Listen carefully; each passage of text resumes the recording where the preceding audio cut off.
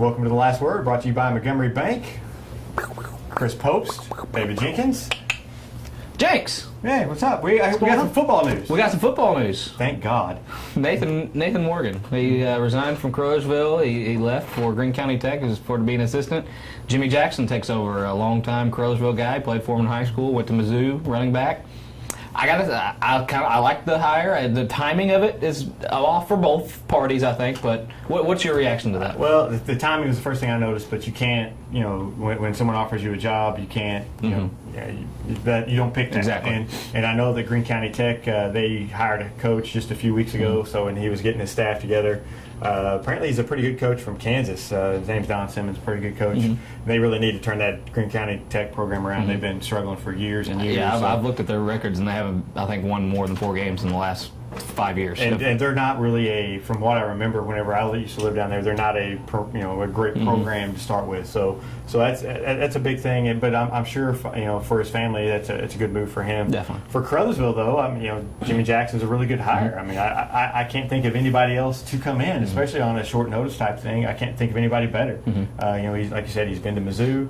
He coached at Hayti for a year. He's been at Caruthersville since 2010, I believe. So I mean, he's been there a while. He knows his stuff. He's coached a lot of different positions. Been an offensive coordinator for a year. He was a coach in waiting. Yeah. And from what I hear, which kind of piles on the problems as far as the coaching transition, is he doesn't have a full staff yet. Right. He's without any coordinators or any assistants yet so far. I think one of their assistants went to coach the middle school, something like that. I'm not really sure as the details, but he's without a staff right now. It's going to be hard to kind of place assistants there, and you can do it with 1 or 2 guys, but to have a good solid assistant coach ring is vital and for Fridays. Any parents want to get out there and help them coach? Parent volunteers? Anyone for some volunteer coaches. He'll do fine. They have enough talent this year. They're going to, I'm sure the system in place that they have, he's going to pretty much keep pretty close. So I think it'll be fine. Caruthersville will be fine football on the field wise. They know what to do. A lot of returning seniors, of course, without Darren Monroe, but they have returned the quarterback, returned the running back, returned most of their some of their line. It's Caruthersville football. They'll be fine. Yeah, so they're going to have plenty of talent. Yeah. They're going to be, what you need to help those assistants with, though, is kind of building for the future, those younger kids and everything. So that'll be important for them. But I think this year they're going to be just fine, and I think Jimmy Jackson will do a great job for them. Yeah. So we go from football, unfortunately, but we're sticking with basketball. We've got some basketball. LeBron James signed with Cleveland. Goes to Cleveland. I think we didn't call that. Called it from day one, right here. Yeah, I don't think either one of us. Right here. I knew it. It's going back. You said he was going to Miami. He's going back. I said he was going back to Cleveland. Check the tape. He said he's going to Miami. But I was the first one to bash the way he went to Miami. His decision, but though I thought the way he went back to Cleveland with the letter and everything, I think that was just I think it was perfect, and I think he handled it just right. As bad as the decision was, this was just as good. It showed how much he's grown over the last 4 years. The guy's competed for championships. He's been in the spotlight for almost his entire life. He's finally came around to kind of be in that position and be comfortable in it, I think. And just it's a great story. It's a great story for Cleveland, who struggled mightily in the sports world there. But the move to Cleveland, I think, only helps the NBA and helps everything. And now everything's kind of falling into place. You see, free agents going there here, and everything's starting to sign, and we're starting to kind of see the build up into the season and who's going to come out as stronger as far as that goes. Here's the question: do you trade Wiggins for Kevin Love? No, I don't think so. I think you go with what you have now. I mean, LeBron's good. Obviously, Kevin Love would be a plus. He's a great player. He's wanting to get out of Minnesota, but I think you go with what you have now, and down the road, if you can make a move, you do it. But not now, I don't think. I would trade the farm for Kevin Love. I would do it if I had a chance to do it 500 times. I would trade Andrew Wiggins 500 times for Kevin Love. He's 25. He's guaranteed 20 and 12. Yeah. Would be a perfect complement to LeBron, and LeBron's not going to win without him. LeBron's not winning this year with Wiggins. I think you're right. I don't think that they're championship material. I don't think they're favored to win. But how many years do you give LeBron? I mean, I only give him. Well, he's only got an option of 1 year and then an option of leaving after this year. He's only for 2 years. So I mean, you give him a couple years to win a championship before he has. But I mean, even just physically, all the games he's played and everything physically, how many years does he really have? 3 or 4? Are you going to wait for Wiggins to mature and when you could have somebody who could come in right now and who's still young? I mean, Kevin Love's 25. Yeah. Well, that's the thing. You tie up a lot of money in that, and you have no room. See that you get into the area where you tie up a lot of money in here, and you don't have room to get those key pieces. Right now, they have a lot of good key pieces that have not developed yet. But I don't know. I'm kind of, my mode is obviously you want stars, you want superstars, but if you have a good base, you kind of stick with them and ride them out. Especially when you have the greatest player in the world right now. I think you bring Kevin Love in with LeBron and Kyrie Irving right there. I think they can win the championship, not just win the East. I think they can win the championship with that team. I don't know. I mean, if you do that, you get rid of a lot of talent below them, and that's not good as far as depth Wiggins goes. kid's from Kansas. Yeah, he's pretty good. Whatever. He's pretty good. He went #1. He's pretty good. It's Kansas. Pretty good. Well, speaking of first-round picks, Otto Porter. Otto Porter is lighting up some summer league right now. Good, because he needs to. Yes. I mean, this is his time, and if he doesn't do it now, I don't know when he's going to do it. The Wizards signed Paul Pierce, but I think that's a great thing for Otto Porter. He'll get more minutes because Paul Pierce can't play a ton. Exactly. And he'll get to learn under Paul Pierce, learn how to play, and get to develop. And the way he's playing this summer, it looks like it may be time for him to take that step that we all hoped he would take last year. I got to see a little bit of their game against Miami from Tuesday, and what I saw was just a more aggressive player, just somebody who's not afraid to get in there and battle. And that's something that all rookies have to go through, and that's just not really been Porter's game his whole life, really. I mean, he's not really one to kind of go in and just steal the show. But he's just, it's not that he's waving his flag and say, hey, look at me. It's he's being aggressive. And Summer League, it's good to score points. It's good to be that guy, but he's learning situations. He's learning how to maneuver and get open and find teammates, and that's just valuable stuff that he didn't have the chance to last year to do. Right. Last year, first people think Summer League, they're like, well, these guys aren't very good, and they're right. A lot of these guys are going to be working at the grocery store here in a few weeks. But at the same time, last year, Otto looked like one of those guys who needed to be working at the grocery store. He was just hold the ball and get it taken from him. Like I said, this year he's more aggressive and being more. He knows what it is going to take to be successful in the NBA, and he's really, like I said, first game out he scored 25 points, and he's really just kind of turning things on. And I think hopefully this year is when he kind of makes that step toward being a good player in the NBA. Second year, the game should slow down, just not entirely, but it should slow down enough where he can produce. And he looks bigger and stronger too. Yeah.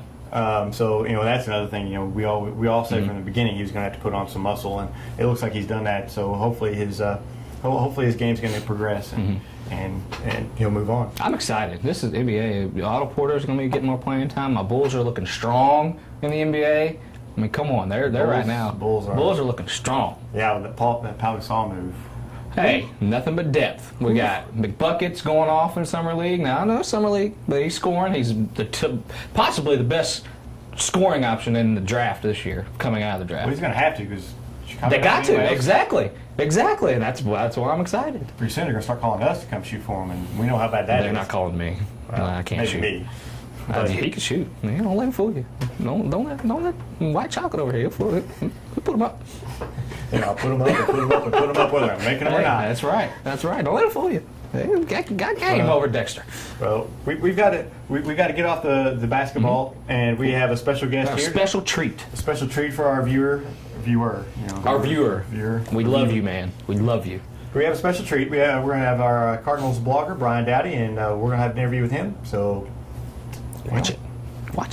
We're joined by Brian Dowdy. He's our Cardinals blogger at thestandarddemocrat.com. And Brian, you're everywhere for the Cardinals, and you've been to spring training and everything. So glad to have you on the show. Welcome to the show. Thanks, I think.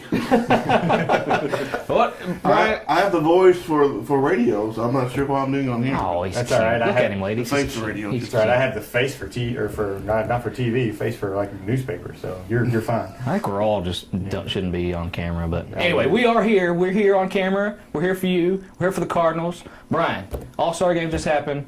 Cardinals didn't really look that great, but even though, what your initial thoughts on the All-Star game? I don't know, the initial controversy why Wainwright over Kershaw starting, and I agree with Matheny's decision to start Wainwright just because that's his guy. He can control what innings going to be pitched. Kind of going on, just get out of the way. If you want to throw Kershaw the last two or whatever, but starting Wainwright was a good decision. Especially for Derek Jeter. Yeah, what about the Derek pipe Jeter. shots to Derek Jeter? Does that bother you at all, being a traditional baseball guy? Jeter is an icon. He will be. He's the captain of baseball. What it was said, and whether Wainwright did or whether he didn't, it's for us to always talk about. But I think what Wainwright made a mistake of was actually admitting to it, or even getting led into saying what he did say. I think that's what was going to be the cloud over the situation. I think it's okay. I think he did, and I think it's okay. Honestly. Well, The biggest problem I have with it is that the All-Star game matters. Why should that decide? And who that's the goes thing, home? because I know it matters to the league in general, but I don't think the players kind of take it that way. I think they still see it as just a laid back type deal. Obviously. They don't see it that way, and that's the problem right there, making this All-Star game seem matter. I think that's a mistake. But anyway, that's another topic for the show. We're here to talk about the Cardinals. that's right. Okay. So speaking about the Cardinals, can't talk about the Cardinals without Yadier Molina being brought up in his injury. How do the Cardinals, go forward here without Molina? Well, we're lucky to have the good backup we do in Tony Cruz. He could probably be. I think he'll be able to keep us in it. And they went and signed George Gutierrez as the backup. He was let go by Cleveland. He's going to be serviceable. I know there was rumors about A.J. Brzezinski, and there's even trade rumors about signing for Yadier's brother, Jose Molina. He's in Tampa Bay. I don't know. I think we're okay. Sometimes the Cardinals sometimes find unique ways to fire them up to get a spark, and if this isn't a way to get them fired up, saying, "Hey, our leader's gone. We need to step up and go." I think this is the way to do it, because standing wise, we're a game out of first place. We haven't hit real well yet. We haven't really done anything excel. So I think we're in good shape. I think going forward, I think Cruz will be serviceable, and Gutierrez will keep us all. I think Jinx has said that when Yachty was out, you'd think the world was ending because here goes the season, and here they are. They go into first place at one point, and now they're a game out. I mean, I know they're tied for first place. And that ties perfectly into what you said. I agree wholeheartedly, because sometimes something like this happening rallies other guys. I mean, even though it's a bad situation at first, you rally around that, and frankly, you want Yadier Molina, don't get me wrong, but right now, as far as team, it might be the best thing that happened because they're rallying now, it seems like. But anyway, second half, how do they move forward from this point? And even though we've kind of bashed them a little bit for not playing as well, but like you said, they're not too bad as far as National League Central standings go. And how do they need to finish the season? What are some of the steps that they need to take? Do they need to make some moves? Do they need to do something like that? Well, I know Jake Peavy has been rumored to be addition to the starting rotation. No. I'm with you. Let's get another 40-year-old pitcher in here. I do think that if they are going to move forward, Bozeliak needs to make that decision. He's at a crossroad. Being as good of standing wise, we need to go ahead and make that move to go forward instead of being sellers. I think he could probably go either way on his decision. If we're third place or lower down, I think we would have to be sellers. I think we'd have to look forward to next year. But since we're so close to the top of the league, I think we need to make a move for a starting pitcher. It was rumors that we needed a third baseman and move Carpenter back to second. There were rumors we needed a second baseman to take care of Wong. And then, of course, the right field situation with Craig not batting. Giancarlo Stanton. And that would Is be he a even? nice Is he fit. even bait? You've been saying that name. I don't know. Is he even available? I want him to be. Well, I think if you throw the farm at him, sure he's going to be Trade available. I think, but. Tavares and Martinez. See, they brought him up, Tavares and Martinez. Do you get rid of? I mean, they're young talents. Do you get rid of those guys? For one thing, I don't think I'd be near enough to get John Carlos Stanton. I don't know. It would be interesting because John Carlos is such a young player, and he's got the power that would make that offense click again. But being right field, you almost have to think about we're going to have to move either Matt Adams or we're going to have to move Alan Craig. And trade one of them for a pitcher. And that brings up another situation. I mean, looking forward, do you think that Alan Craig's going to have the higher upside, or is Matt Adams going to have higher upside? Because, I mean, which one? You're the Cardinals guy. Which one would you keep? You know, as the Cardinals throughout the years have always seemed to trade that one guy at the high end of their value, and Adams is the highest of high right now. I mean, he's done so well, and I think he is going to be a good hitter throughout his career. But I like Alan Craig, I really do, and I think if we were to move one of those two, I'm sorry, Matt Adams. I mean, I think he would be the one to make that move for an elite starter or for an elite right fielder. Good. We'll trade Adams for a pitcher, and then we'll trade Tavares and Martinez for Giancarlo Stanton. We'll win the World Series. They need to hire us as GMs. I like it. I think we figured everything out right now. I think we did. When's your next Cardinal trip? I've got a couple in mind. I haven't really made up my mind on a few, but I'd like to do a couple road trips to see them out of town. But this guy goes to all kinds of Cardinal see some games. new- He's jealous. new He goes to like He's different everywhere, so- stadiums. He went to Colorado. I mean, this guy's everywhere. Yeah, he's been everywhere. I'm sure he's going to be going California last. My Yeah, gosh. California. He goes to see him in San Diego. Yeah. Whatever. Yeah. You know. Anyway, He'll be back on the show later on in the year, and he'll tell us more about after. we'll see if his predictions are right. Yeah, we'll see about your predictions. Put you We'll on the see what spot. happens. So we appreciate you being on the show. Definitely. We appreciate you guys watching. We'll see you guys next week on The Last Word.